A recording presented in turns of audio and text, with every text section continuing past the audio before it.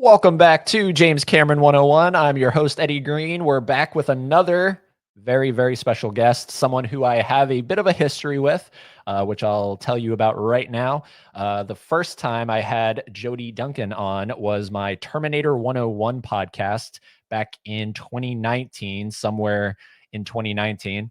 And it was a dedication to the magazine Cinefex, which she had an association with, as well as it was her and Joe Fordham who were on that episode with me. And we were discussing all the different Cameron covers, because James Cameron had a cover for every single one of his films. So it was a very special episode, especially now considering Cinefex is no longer around, unfortunately. So that was a very special episode. And now that we're jumping into James Cameron 101, it only felt fitting to invite JODY back onto the podcast, introduce her to anybody that might not be familiar with her. She has authored quite a few books. One of them I have in the collection right now, The Making of Avatar. I have a couple others in transit. I was hoping that by the time we recorded this, they would be here, but alas, they are not. But that is The Making of T2 and The Winston Effect, dedicated to Stan Winston. She authored those as well. So she has quite a connection to Cameron, and I am definitely honored to have her back here on the podcast. So without further ado, it is JODY DUNCAN. Hello. Welcome back. I know that first time I was telling JODY backstage, but we used literally our phones. It was a phone call conversation when we recorded that first podcast. And here we are now. We can see one another. Unfortunately, Joe's not here, but he is in spirit. Are you in? Do you still frequently talk to Joe, or? Yeah, I mean, Joe and Graham, our writers, both are like family, so we keep in some touch. Yeah. Cool. I've exchanged several emails with him recently, so. I love it. Yeah. I love it. So talking about Cinefex, I guess we'll jump off from there. What exactly was your association with Cinefex again? I was the editor-in-chief at the time we closed, yeah. Wow. For a long time. You were quite literally at the top. Yeah, I mean, the publisher was atop that, but in terms of editorial content, yeah, it was my baby at that point. And it was such a unique magazine for anyone listening and watching that never held one in their hands. It wasn't a traditional magazine. It was more of it was like a widescreen presentation of a magazine kind of layout. It was more like a book. I doubt anyone ever got their issue, read it, and then threw it in the trash like you do a People magazine or something. People saved them. People were very, they had little slip covers and things like that to keep them pristine. Yeah, they were beautiful. And like I said, Cameron had a cover for every single one of his films. Yeah, deservedly so. Yeah, yeah. And I'm pretty sure I said it in that episode, but the reason I even had the idea to reach out to, I think I reached out to Joe and then he put me in touch with you. But the reason I initially wanted to talk to you, and because I had never heard of Cinefex, but I had actually been scrolling on Cameron's Instagram account, and he said something along the lines of, my wife measures time in how many children we have or something like that. And yeah. And Cameron said, I measure time in when a new Cinefex cover comes out. Yeah. And I was like, said that. And I was like, what is Cinefex? I've never heard of this. And so I did my research, checked it out. And I was like, this is amazing. So then I reached out to Joe and we did that episode, which is, I'll make sure to have it linked somewhere in the show notes if anyone wants to listen to it. It's definitely a fun episode, kind of just going geek. And at that time, Cinefex was still being published. Right. We went for 41 years. Wow. And I did some research a while back, and that's longer than Look magazine made it. That's longer than most magazines make it. And we made it for 41 years. So as sad as it was to end, and really it was the COVID lockdowns, the crazy Hollywood movie release schedules that changed every week. And, that was a big part of why we had to stop. but we've got to be proud of 41 years, you know?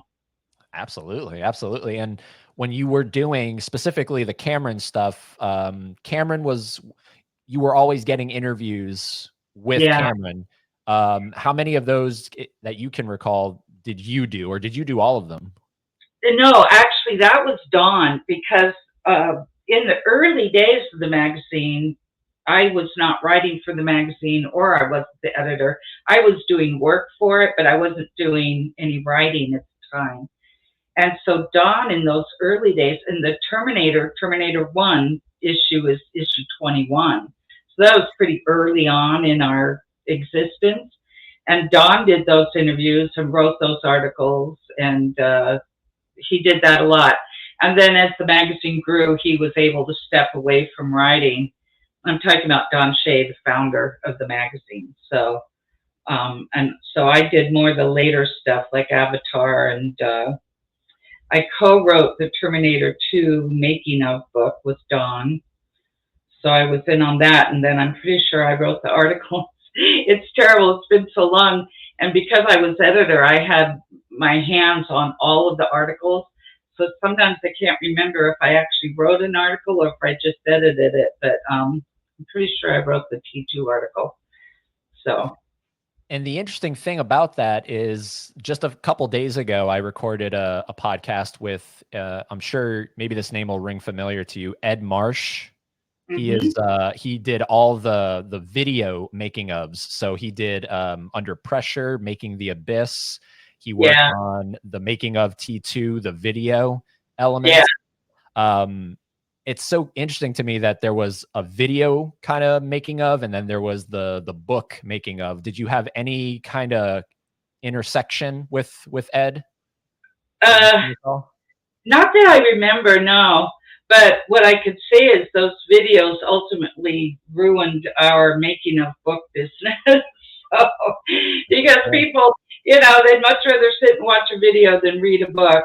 So, I mean, not everybody, but a lot of people would rather watch a video than read a book. So, not to take anything away from the videos, they're amazing. But little by little, they did have less of a desire for a book, because books are a pain in the neck. They're a pain to write. They take a long time to write. You got to get all the photographs, and you know, and then they have it's. I could see where they would rather go with video, actually, but more and more that's what they started doing. Yeah, yeah. I'll tell you though, I mean, there is something special about, you know, and I got this book in a someone on eBay was just getting rid of a bunch of Avatar books, and they put a whole little lot together. I had no clue how big and heavy this book was. Yeah. There's a lot of information in here. Oh yeah. Yeah. And I mean, I know that they've done special features, you know, on the Blu-rays for Avatar and everything, but I'm sure there has to be stuff in here that might not be in there, or that goes into further detail. When you think of the films you've covered in Cameron's filmography, is it Avatar, the one that's the most expansive, or is there like another one that comes to mind? You know, well, I didn't do a book on Titanic, but our issue on Titanic our Cinefex issue was huge, and it took up the whole issue, and it was actually bigger than most issues are. So just as far as thickness goes, so it was like writing a book on it, and I think that was probably the most expansive. Because boy, was that a big project. Right. Were you ever on set on Titanic, or was it all sort of away from? Don was down in Mexico in the cherry picker with James Cameron, where way up and looking at, you know, how they had kind of the Titanic in a big water tank there in Mexico, and it was on hydraulics, so it could be looking like it was sinking. And yeah, Don got to do that. Incredible. I pretty much covered the post-production part of Titanic. Don did more the production side, so I was more like going up to is that ILM? See, it's been a long time, but I was talking more to the visual effects people Okay. because All right. that's part of that issue I did. Yeah, yeah. Those literally when I found out about Cinefx, that was the first thing I did. I went on eBay and I literally found all the back issues Oh, for good. Good for for you. for those specific issues, which at that Yeah. time were pretty reasonably priced. I don't know now that it's out of business, they might have gone up in price. Yeah, I Um, don't know. I haven't looked recently. so and pardon me for being all over the place, but it's just whatever pops into my head when when you think of the final days of Cinefx. What's the like fondest memory you have? I know it was a sad time to say goodbye to it, A but lot it of had to bad have been. memories. I could give you those, but fond memories. You mean on Cinefex in general, fond memories? Well, maybe that, but like towards the end, there had to have been Well, something. we had just the year before had a big celebration celebrating our 40th year. And we had a big party and we invited, Richard Edlund was there from Boss Film and a lot of people we'd worked with through the years. And it was this really celebratory thing. And little did we know that a year later we were going to have to close, you know. So I look fondly on our big celebration of 40 years. It felt like such an accomplishment. And it was such an accomplishment, actually. Um, you know, gosh, it was such an amazing 40 years. Um, Apollo 13 always sticks out in my mind because we got to go to a very early screening of that. And I just remember Donna and I were both so excited coming out of that movie. I mean, that's one of the things. I remember we saw Titanic a long time before it came out, like 2 or 3 months. And I also, because I was already working on the article for Cinefex on Titanic, they had sent me a script. So I had the script about 4 months before the movie even came out. And it was a copied script, but it had some of Jim's notes in it, you know. And like a dummy, do you think I saved that? No, I shredded it afterwards, you know, because they're always so paranoid about scripts getting out. But there are so many things I've had through the years that I've thought, you know, if I had saved that, I could probably sell that on eBay for a pretty good penny these days, but I didn't. So, Wow. So wait, did you actually find out how it ended, Titanic? yes, Wow. yeah, yeah, Wow. So it was right there. you knew It Jack was, didn't make it. yeah, it was right there in the script. And I remember being kind of like, oh my gosh, reading the script. And yeah, I've had other times where directors are so secretive that they actually gave me a script to read that had a false ending. Oh, wow. Yeah. And then when I'm writing the book, I include the false ending because I didn't know it was a false ending. And rather than tell me the truth, even though that director and his producer read through it before it went to be published and gave it their thumbs up, they would rather have the ending be wrong in the making of book than correct it and have me be in on the secret. So yeah. But that was never That the case with panic Cameron. was no, I just think in general those were slightly less secretive times. You know, there wasn't. I can understand why people are so secretive now with the internet and everything. It's so hard to keep a lid on these things. So it was a different time. Oh yeah. I mean, that I mean, obviously it was just a few months before, but still, I mean, that's pretty wild that that you got that copy of the Yeah, script. That's pretty neat. but we've had such a long-standing relationship with them. I mean, can I tell you how we decided to cover Terminator, the first one? We already had all the editorial for that issue mapped out. And Don at the time had an 11 or 12-year-old son. I can't remember how old he was exactly. who wanted to go see this new movie, Terminator.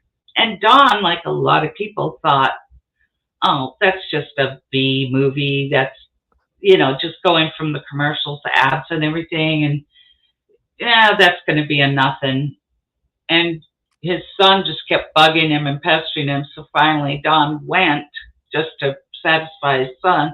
And he came home. He said, we're scrapping whatever we were going to do for that issue. We're going to cover this instead. So we were lucky to be in on a very early time in Cameron's career. Yeah. It's one thing to develop a relationship with someone when he was still living out of pennies in a jar, which we heard he was right before he did Terminator. That's a lot easier to form a trusting relationship with someone than it is later when they're a big deal. So we had gotten in on the ground floor of Jim Cameron, basically, and then he was always so good to us about inviting us to see early screenings of things. And I don't just mean early screenings, I mean like half the visual effects shots weren't even done yet, those kinds of screenings. We got to do that with Aliens, and so he was really good to us, and we were good to him. It was a good relationship for a long time. If you can recall, because I know this didn't have a cover, and it makes sense why, because it's really not a feature film, but did Cinefex cover the project he worked on 1 year prior to Titanic? It was for Universal Studios, T2 3D. Do you know? Did we cover that? I don't think so. It's not ringing a bell. Do you know what I'm talking about, though? The T2 Yeah, 3D? I do. Okay. Yeah.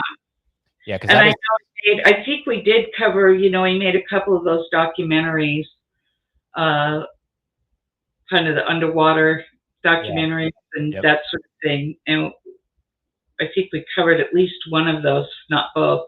But I don't remember that we covered T2 3D.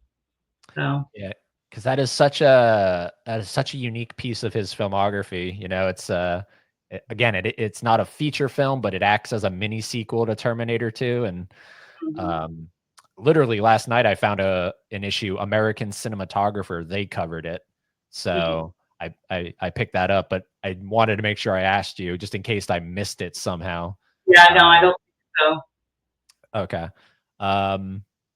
So again, for anyone that's not familiar, you've authored The Making of T2. You did that with Don Shea. Yeah. And then you did The Winston Effect, which you pulled out. Do you mind showing it for everyone in case they're unfamiliar with it? It's a beauty. It is. It is. There it is. Look at that. And I love that at the center is the endoskeleton. I love it. Yeah, well, that's what started it for Stan Winston's studio, really, too. I mean, Stan had been a makeup artist before that, but what really put them on the map was Terminator. Yes. Yeah. What do you? Because obviously you must have talked to Stan, and unfortunately he passed away very early. I feel like he had so much left to offer. But what is something that you can remember of his spirit that you? I love Stan. This book was very important to him, and it was, thank God, published before he died. And it was very, very important to him because what I did not know, and very few people knew, is that Stan knew he was terminally ill while I was writing this book.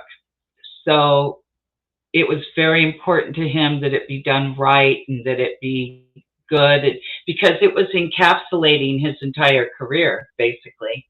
And he wanted that to be published, and he wanted to see it before he died.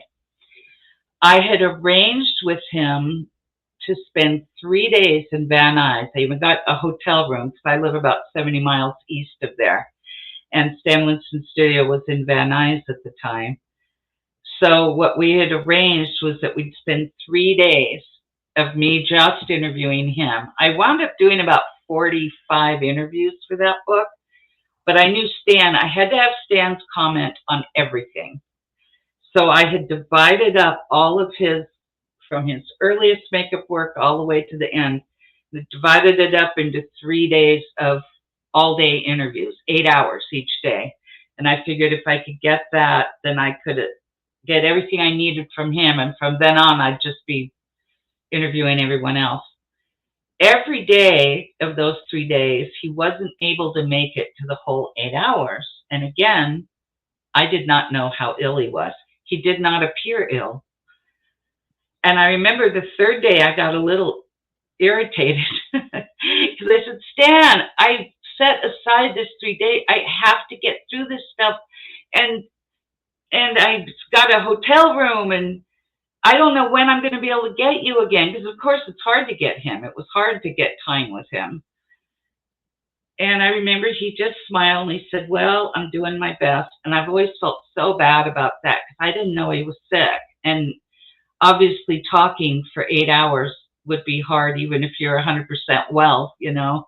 Right. Luckily, he took it better than I feel worse than he made me feel. So, but I did manage. I just thought it was important that I had Stan's voice on every single project, even if it was one paragraph and it was a small project. And obviously the big ones like aliens and stuff, I got a lot from him. But anyway, we managed it. We managed to do it. And he was so wonderful. The reason writing that book was so great is because sometimes you write these books and you're dealing with studios and roomfuls of lawyers, and everybody feels like they got to put their 2 cents worth in, you know? And sometimes you get the feeling they're just putting their 2 cents worth in to make it look like they're doing something, if you know what I mean. Yeah. Stan totally trusted. Once he gave it to me, he totally let me loose to do it. He totally trusted me. He'd call with an idea, and if I said, yeah, that's a good idea, I'd include it. But I could also say, I don't think that's a good idea, and here's why. And he'd go, okay. He just totally, and that's how he was with the guys in his studio, too. You know, the John Rosengrants and Shane Mahans and Richard Landons and all of those people. He trusted them to do it. So that's why it was such a great experience. Now, I haven't read the book yet, but is there any interviews with, because his son carried his legacy, basically. Did you get any interviews with him at that time, or was he still kind of, like, I don't know when he came into the picture, his son? His son's an actor and has worked on some museum type stuff, but the legacy was carried on by John Rosengrant and Alan Scott and Shane Mahan and Lindsay. I can't remember Lindsay's last name. Lindsay Gowan. Those were the 4 guys that had been with him. John and Shane especially had been with him ever since Terminator. So they're really the ones that went on and founded Legacy Effects. When you walked into the lobby of Legacy Effects, it's a great big painted portrait of Stan there. And so it was really more them than it was Stan's son. Okay. Who was a sweetheart, and I was very close to them. I wrote part of Stan's obituary when he died. They called me and asked if I would do that. So. Oh, wow. Yeah. And I know the book has had a couple different editions, right? Because I've seen a different cover for that book as well. Yeah, it has had a couple of different covers. Is it like expanded kind of? Is there added stuff to it? No. No. It's all still the same content. Just a different cover. Yeah, just different cover for whatever reason. I don't know why. Huh. And of course, when you look at his credits, one of the last ones before he passed away was working on Avatar. Yeah. Do you know exactly what his say in Avatar was? You know, that's a good question. I kind of went back and made a few notes just to refresh my memory, but I honestly, you know, sometimes Stan Winston's studio did design work. Like they did that for Interview with the Vampire. Mostly what they did was design work, and then they did do the makeups But you know what? I think Stan was gone by the time Avatar came along. Okay. So it may have been legacy effects that worked on it. Uh, Interesting. yeah, I think they made maquettes. I remember now seeing a bunch of maquettes that they made. I think mainly for design purposes. Don't hold me to that. I'd have to go back and reread the book myself, but I think mainly they were designing things for the look of the Navi, you know. Yeah. Yeah. Interesting. Interesting. Yeah. And so, and of course, this is the final book. You never were you contacted to do a book on the Way of Water, or? No, I'm kind of out of the that. Okay. Um, yeah, I'm kind of out of that business. Whatever Ed Marsh didn't push me out of with his videos, I got to a point, you know, I'm well past retirement age, and I just there comes a point where you just don't want to work that hard, you know, or at least you want to work hard on something else. I've devoted a lot of years of my life to this sort of thing, and I was ready to. I wrote a couple of plays, and you know, something totally different. And there's not one visual effects or movie making technique on either one of them. So There we go. There we go. Was it yeah, so when did you go into like when did you retire? Was it right after Cinefex closed? yeah, yeah, That was the cap. right, yeah. Interesting. And So now what are Joe, you so now Joe, how do you pass your time? oh well, I work for a medical school actually. I had a lot of experience doing theater, and there's a medical school nearby, and they need people that can pretend they have certain ailments. It's kind of a little acting job Okay. because that helps them train doctors. So, my right side is killing me. Right. Oh, I think you have appendicitis, my dear, you know. So, anyway, I'm doing that, and I still do a lot of writing, and I wrote my second play after I retired, and um, yeah, so I'm keeping busy. Where can is there any way to see the plays, or like are they for you only, or No, well, you know, there were productions of them. Plays can be were they ordered. filmed at all? No, there were people that really wanted me to film the last one, but there's so much money involved in that, you know, and then what do I do with it? You know, Right, right, okay, here's a film of my play. That was $10,000 minimum. You know, now what do we do? You know, so it would have been nice to have just to have it, but several $1,000s is a little much to pay just to have something as a memento, you know? right. Yeah. Is it safe to say that the Winston effect, that is your, if you had to pick out of the three Cameron related books, that's the one you're probably the most proud of? Yeah. I also, this isn't Cameron related, but Don and I also wrote The Making of Jurassic Park, which was another pretty wonderful experience, partly because how well the movie did, but also because, again, they brought us in very early. I mean, we were on that like a year and a half before the movie even came out. And I always laughed because after that, I got the same speech from publishers over and over. We want a book like the Jurassic Park book, okay? But we need it in 3 months. And I'd say, well, you're not going to get a book like the Jurassic Park book if you need it in 3 months. Because the reason the Jurassic Park book is the Jurassic Park book is because they brought us on a year and a half. I mean, we were on that before they even started shooting, long before they started shooting. We started just by going to the art department at Amblin and talking to everybody there. So, yeah, they were smart. Right, right. Yeah. Is it safe to say, I mean, you don't have to say it because you're on James Cameron 101, but is James Cameron in your, if you had to make a Mount Rushmore of filmmakers, Oh, absolutely. he's in No, there? no doubt. You know, I was on the set for T2 quite a bit, and so I really got to see him at work. And you know, he's tough. Everyone knows that about him. But he's not. He's toughest on himself. I think that's always what I saw. Nobody works harder than he does. No one has higher standards than he does for himself. Um,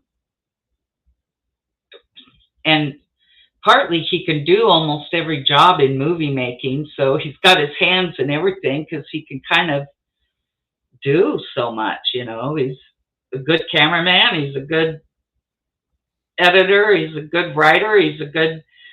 I don't know how much of an actor he is. That might be the one job that he's not.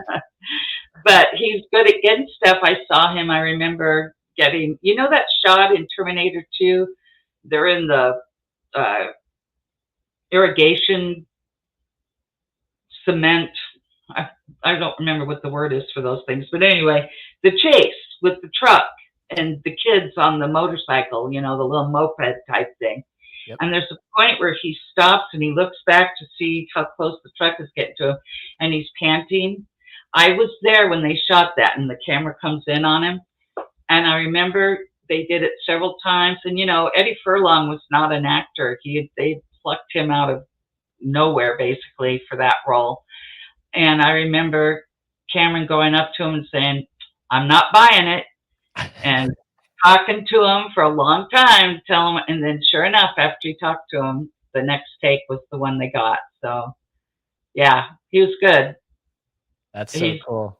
Yeah, he's a real, like I said, he's a taskmaster, but he, demands the most from himself. It's unbelievable. It's been a while now. I wonder if just because he's older, if he's slowed down a little bit. I mean, he used to work brutal hours, just brutal hours. And I don't know if as he's getting a little older, if he's had to, go back on that a little bit or not. But, oh yeah, he's definitely on the Mount Rushmore. There aren't a lot of directors that are also really good writers.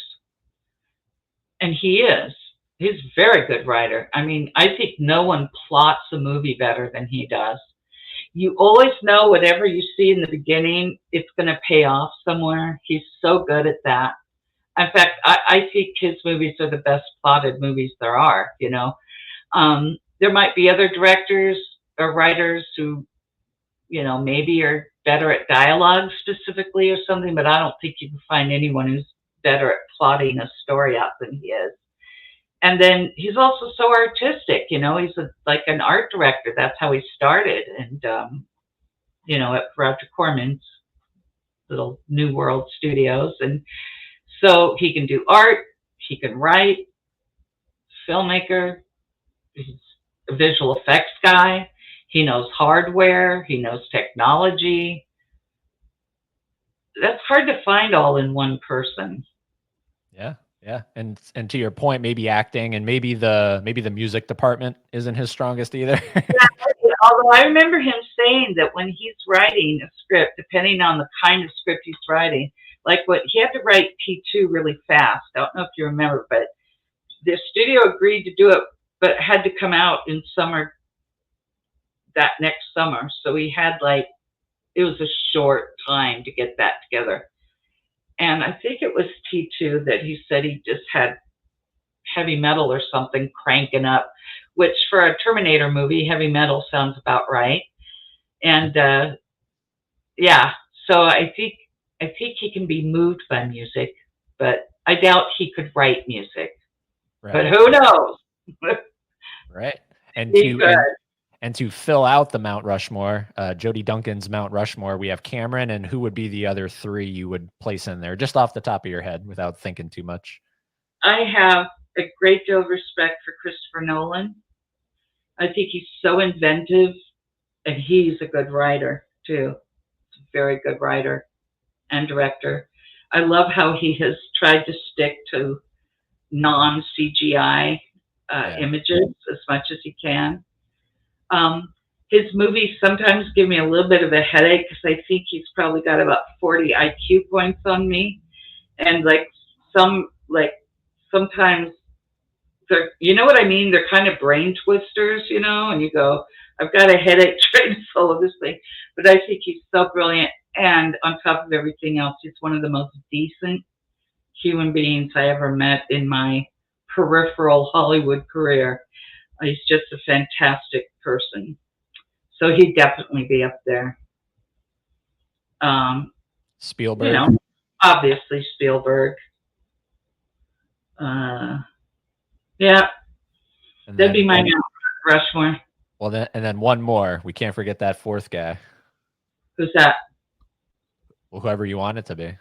Oh, oh my gosh.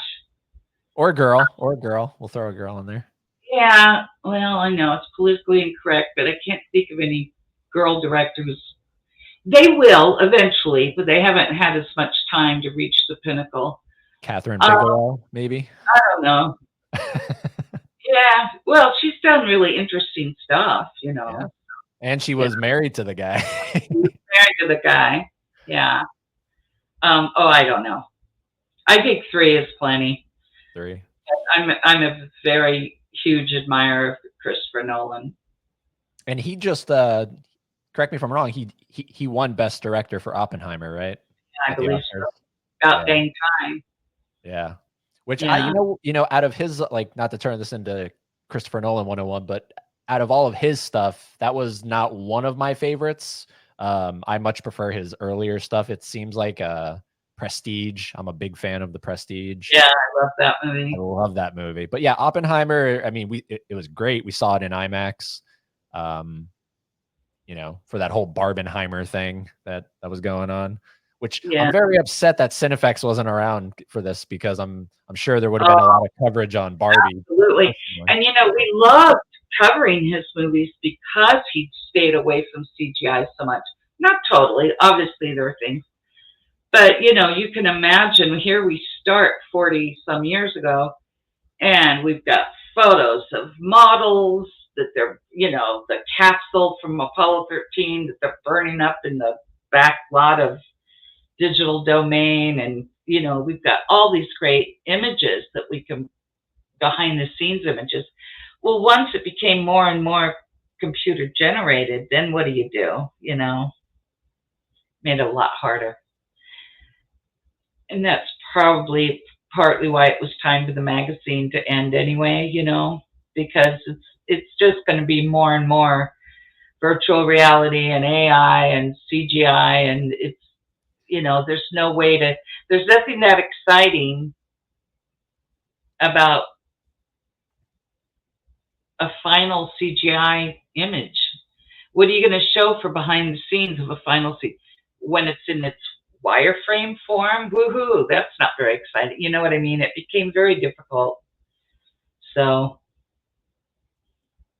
do you feel that way about, because I mean, one could argue that Avatar is very CGI, but that's maybe more motion capture is what you're... Well, see, yeah, that's the thing. When we covered Avatar in Cinefex, and when I wrote the Avatar book, they had just pushed the whole performance capture thing so far, and that's all on-set stuff. And then there was also the simulcam thing that allowed them to, move the camera within a virtual space and all of that. So, and that's all production stuff. None of that stuff that happened in post-production. That's all. Now, there was stuff that had to be done to it, obviously, in post-production. But yeah, there was a lot to write about there that was physical stuff, It was like feeling the grass on your feet kind of stuff. Yeah. So. Yeah, I mean, and that's one reason why I love Cameron so much, is because he's been, he was a big force in the old kind of way of making films, right? Is he a part of what's it called? New Hollywood? I feel like he's a part of New Hollywood. And then he's literally made that transition into being someone that's at the frontier of all this computer generated performance capture. So he's dipped his toes in multiple different kinds of ways of filmmaking. Yeah. There's an interesting story I remember from Terminator 2, the water pseudopod that comes in. Or from the Abyss. Yeah, the Abyss. The Abyss, yeah, sorry. And he had originally thought maybe that could be done with stop motion animation or something. So he called Phil Tippett, who was a venerated stop motion animator. And Phil Tippett said, I don't think this is really good for stop motion. I think you should consider computer graphics. So we got him in touch with Dennis Murin at ILM. And Cameron said at the time he didn't like the idea of doing anything with, and computer generated stuff was very new then, of course. And he didn't like the idea because he was such a hands-on director. He didn't want to give ILM a bunch of storyboards and say, okay, here are the shots I want, and then 6 months later ILM delivers them. And then he's stuck with whatever they deliver, you know. And the turnaround time for computer-generated shots was so long. So what they had to agree to was that there are ways for them to show him trust at every step along the way, so he could still be hands-on. But you could see where a hands-on director like Cameron would not want to do something where he takes a huge part of his movie and just gives it to a visual effects studio and say, call me when you're done, you know. It didn't suit him. Obviously, he had a good enough experience with the pseudopod in the Abyss, though, that when it came time to do T2, you know, a lot of computer-generated shots in that for the T1000. So he felt more comfortable with it. But again, I'm sure he probably had daily reviews of things as they were doing that. Right. And then he founded or co-founded Digital Domain, right? Right. Mm-hmm. So Sam Winston and Scott Ross, yeah. Yeah. Yeah. And I mean, when you look at Avatar, it's sort of what you're saying, basically, instead of passing it off. I mean, there is the pass off, but it is very much he can monitor as it's being filmed. Exactly. And the performance capture technology is good enough, which he pushed it until it was. It's not like you're going to get something totally different at the end than what you saw on set, because it's literally copying every nuance of the actor's performance right there on set. So yeah, it's a good point. It's a good observation. That was a way for him to be hands-on with what would be visual effects shots at the end, but he had on-site control over it, you know. Yeah. He could go up to Sigourney Weaver and say, I'm not buying it. And right. And I mean, I don't know, did you see The Way of Water? Yeah, I did. Because they literally took Sigourney Weaver and they turned her into I don't know how old she is, but she's much younger than Sigourney is. Yeah. Because Sigourney's character dies in the first film, and Cameron wanted, I guess, to work with her again. So he found a way to bring her back, write her in as a new character. And so she was able to, and she's talked about it, she was able to play a super young character, and that really enriched her experience doing it, to my understanding. Yeah, it's kind of like the outer edge of what they did with Benjamin Button, you know. Right. And it's essentially, I'm very excited. Robert Zemeckis has a new film coming out this year called Here. Yeah. That looks wild. And apparently that's a technology that literally de-ages them in real time as they're performing. So they don't have to do anything. Isn't that amazing? Yeah, leave it to Robert Zemeckis to be in on that, because he's been a real groundbreaker too. So we've lived during very exciting times movie-wise, you know, when you think about it.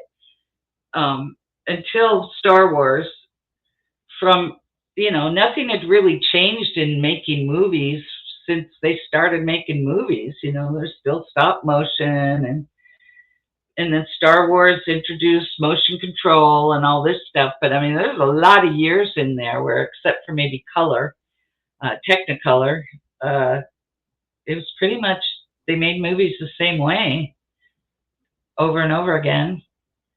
But it's a very exciting time between Star Wars and now, which is like, what, 44 years? Is that about right? Something like, and I mean, then it just translates to television, you know, it's. Oh, yeah. Right? Like, people would probably. That's what Go ahead. Oh, I was just going to say, that's what we tried to do during COVID, when the movie schedules kept changing.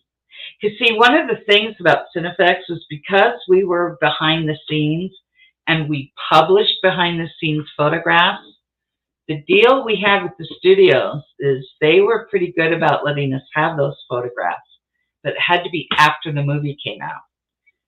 They did not want photographs of what was happening behind the scenes before the movie had come out, which is understandable. So we'd be all ready with our editorial because we thought Black Widow was coming out in March of 2020. And then like 2 or 3 weeks before, they go, oh, we've decided to move it to July. Well, now what do we do? What do we do for our April issue now? We cannot run the Black Widow stuff because it's before the movie's going to be out. That's what kept happening. So we did do one issue that was all television, all streaming services stuff, because we looked around and said, what can we count on? Because it was like we were on quicksand. The ground underneath us kept moving during that period. Well, okay, the streaming services, and they're getting a lot more attention right now because everyone's stuck at home. So we did one issue that was all streaming service stuff. But, you know, still, even now, the budgets for those things, I mean, Game of Thrones was one thing. That was pretty fun to cover, but we had already done that. But things like Altered Carbon and, you know, there aren't big budgets on those shows, and it kind of shows, you know. So it wasn't very exciting stuff to write about. And there had to have been talk of, even though you were discontinuing physical publication of Cinefex, there had to be digital talk, right? Or there probably was at some point a digital issue of Cinefex. Yeah, we had a digital version for a while. What we found, maybe it would be different now because everything's kind of shifted, but we found people had the concept that if it was online, it should be free. Nobody wanted to pay for online content. You know what I mean? Weird. And it's like, well, we still have to pay the writers, and you know, right. So that was always a difficult thing. I don't know. Now it seems like the subscription process has kind of settled down, and people are a little more used to that. But anyway, plus people just pirated it. They stole it like crazy. I mean, by the way, there was a book that came out about Cameron where he just lifted whole sections of our articles in our books. Just lifted them. Oh, the author? Yeah. In fact, we had someone working in the office whose whole job for about 3 months was just go through and highlight in that book everything that literally word for word is lifted from one of our articles or one of our books. And it was almost the whole book was yellow by the time she was done highlighting it. Yeah. Just to make me feel better, because I've talked to a couple authors of James Cameron books. Do you know the person's name? I would prefer not to say. Okay. All right. Leave it at that. But anyway, because we decided, I mean, we could have gone after this person legally and all of that. And it's like, it's such a hassle to sue somebody and winds up costing so much money. We decided not to. But, you know, I actually, because I was editor, I used to get a lot of submissions from people who wanted to write for the magazine. Mm-hmm. And I remember one time getting a submission from someone, and I start reading their submission. I went, boy, this sounds familiar. And they had literally just completely word for word lifted my Terminator 2 article. And I thought, boy, that's pretty dumb. You should at least, before you send a submission to an editor, you should check that editor isn't the one who wrote that article that you're lifting from. So I remember I called her and I said, hey, thanks for the submission. I noticed that it's my article on Terminator 2. And there's like dead silence. So what are you going to do? I said, just wanted you to know, I knew. Don't do that anymore. Yeah, no. Not only is it dishonest, but it's just stupid. Lazy. So here's a hint to everybody. If you're going to lift someone else's work, make sure you don't send it to that person when you're submitting something. Right. Yeah. Wow. Well, I mean, look, 40 plus years of one heck of a magazine. And again, people can still get these things. You know, I haven't checked eBay in a little bit. They're on eBay and stuff. Yeah. Yeah. So it's definitely out there. You can check it out, and it's still very valuable information. And of course, it really is. I mean, whenever I have to go back, sometimes going to do a podcast or something where I feel like I need to bone up on something, and I go back and I'll reread. Oh my goodness, there's so much good information on there for Terminator, and especially the older issues. They're well, the Avatar issue too. There's a lot. Nobody does this. Our average length article was 8,000 words. Nobody does 8,000 word articles. That's why we have such a hard time finding people who work for us. Most of them were used to writing 500 word articles. They were like 8,000 words, and so that's a lot of information, and they're really beautiful behind the scenes photos and stuff too. Yes, that is something, again, to back to Cameron's post about it, on Instagram, those covers. And I love that they were always, like, I'm thinking about the True Lies cover, the Harrier jet. That's like a overhead shot of the Harrier jet, like stuff you didn't see. Like it could have been very easy to take a standard image that everyone was seeing. But I love that your magazine had covers of films, but with a totally unique image that I had never seen before. Maybe the one that's the most common is maybe Titanic, because it is the ship. It's the long takeaway of the ship. But still, even that's incredible to look at. Like, I love looking at it and just, One thing that was very common for all, we always had very clean covers. We didn't have images all over the place, screaming at you. There was something very clean. We liked a single image. I remember when we covered Aliens, we couldn't find exactly the right image we wanted, believe it or not. So we hired our own photographer to go to Stan Winston's place, and they lit it, and he shot the, I guess it's the Alien Queen, probably for Aliens.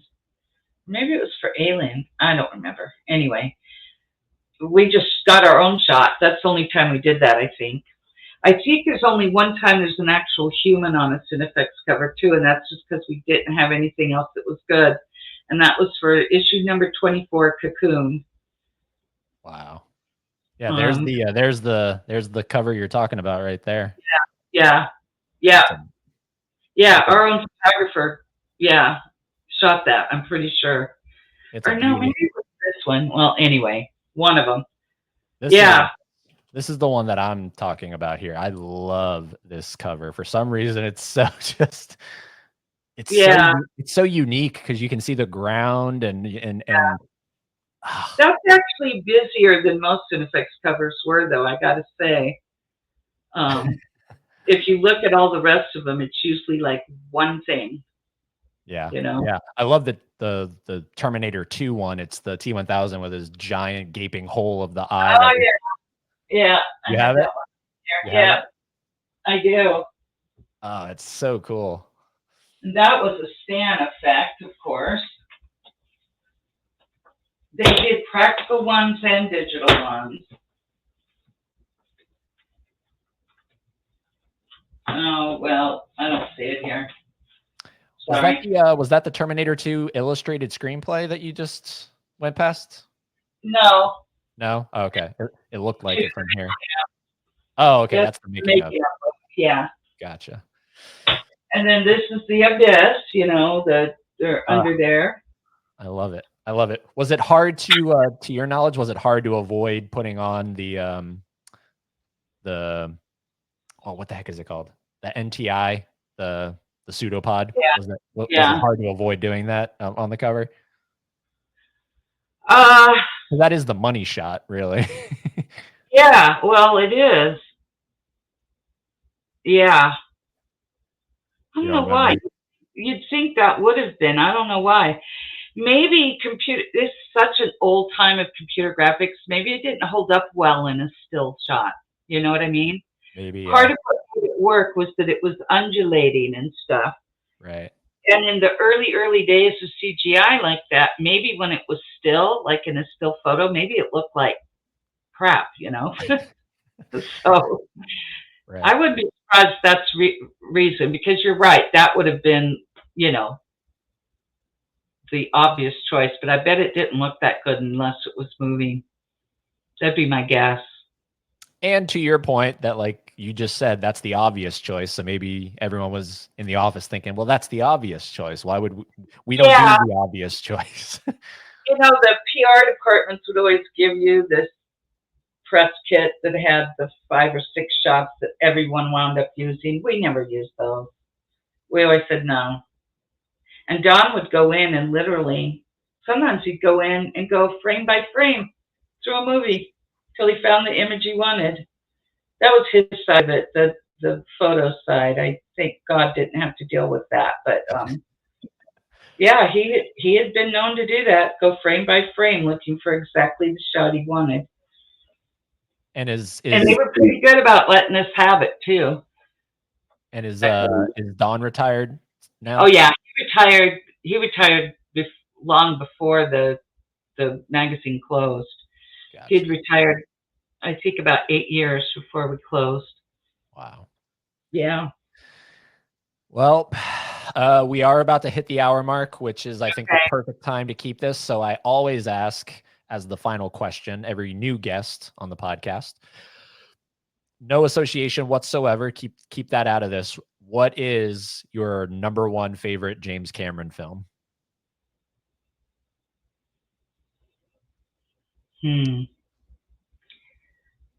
I love them, most of them, so much. Same. You know, probably Titanic. I hate that's such a boring answer, but that's such a great answer. I'm not really, you know, I'm a woman for one thing. I mean, not to be all stereotypical, but I was never a big sci-fi woohoo. You know what I mean? Yeah. I just wasn't that person. In fact, when I got into this, I didn't know anything about sci-fi movies. Had never seen Jason and the Argonauts, which I cannot tell you how many millions of visual effects people told me that's the movie that got them into visual effects, you know? And I never did see it. So probably because there's more to me of a human story. Well, they've all got human stories, but you know what I mean. It's less of a sci-fi thing. It's not a sci-fi thing. Right. So, and it's so epic. And I am telling you, to see it before all the hoopla about it, because I told you I saw it really early, and so you know, I had read the script, but still, everyone was just sobbing, and it was great. It was a very emotional, wonderful experience. Do you? Well, no. I mean, that's my answer. So that's why I think it is, I guess, the obvious choice. But I think it's such a unique piece, along with T2 3D, which is why I love it, because T2 3D is 96, and then he goes right into Titanic. So I love that 1-2 punch. But it is such a unique piece in his filmography, because up until that point, he was the sci-fi action guy, you know. Yeah. And here he comes with a historical epic drama. Right. Which, honestly, he hadn't been really interested in Titanic at all, you know, before. But really, he wanted a chance to go down in a submersible. Once the wreck was found in 1985, he was like, maybe if I do a movie about this. And then he watched A Night to Remember, and he said, this should be remade because this is too dry, and somebody needs to actually make a big movie out of this. So between seeing A Night to Remember and really wanting an excuse to go down and see the Titanic wreck site, he just got the studio to cough up a few $1 billion with, you know, but it's such it's so beautiful. And it holds up now, don't you think? Oh, 100%, 100%. They just did I want to say last year where they did a re-release on Valentine's Day, and watched it, and it definitely holds up. Absolutely. In fact, all his movies really hold up. You can watch Aliens, and that's really something, because like I just watched Close Encounters of the Third Kind for the first time in a long time. It doesn't hold up. It doesn't hold up story-wise. Doesn't hold up visually. I mean, the final 20 minutes is still kind of stunning and everything, but it's so obviously from another time, and there is something timeless about Cameron's movies. Aliens holds up every bit as well as it did when it first came out. Yeah, and so does Terminator, for that matter. And think of they had a little $6.5 million budget for Terminator. So Yeah.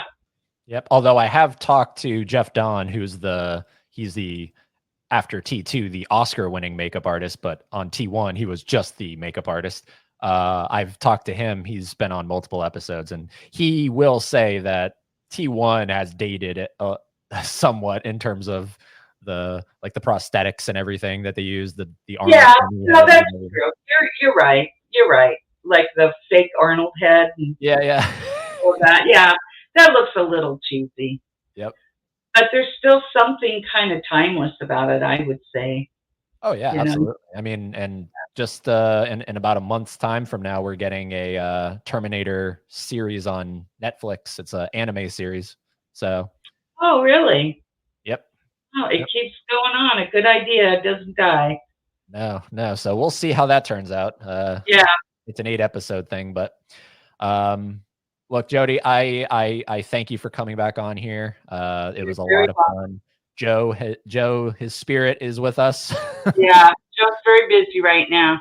I can't say on what, but you'll know soon. So cool. Yeah. And would it be possible if would I be able to send this to you and get a Jody Duncan autograph?